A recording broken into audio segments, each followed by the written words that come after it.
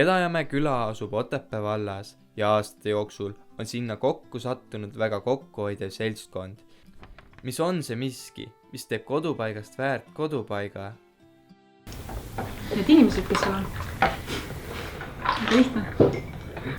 No on ka see kodu, juured on siin, siis tegelikult on see, minul küll mitte, aga paljudel on. Mina olen nagu sisserändaja.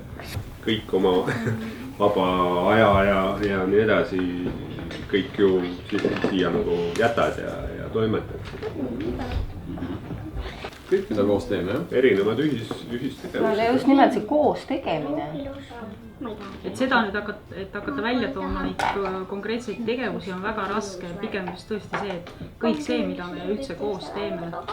Ja juba see ka, et sa nagu kellelgi tuleb mingi hea idee või me arutame selle läbi ja kõik on nõus aitama ja kaasa mõtlema, kaasa tegutsema, et ei ole niimoodi, et mingi paar tükki toimetavad ja siis teised lihtsalt kui aega on, siis teevad, aga et kõik nagu tahavad ka aidata.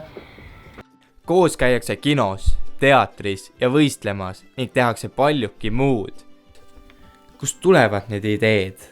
Täpselt sellistel saunaõhtutel ja koos viibimistel hakatakse jälle mõtlema, et keegi viskab hulluse üles ja täpselt ja siis sellest ketrama. Siis hakkab ketrama, see ongi, et kui ja siis me mingeid projekte me kirjutame alati koos ja siis on teinekord on selline tunne, et selle ühe projekti asemel võiks 5 projekti kirjutada, et ideid tuleb niisuguseid ja üldsegi mitte nagu halbu, vaid just ongi, et teeme ära, eks ju. Ja siis enamus rahvast ongi just sellised hästi optimistlikud ja positiivsed, et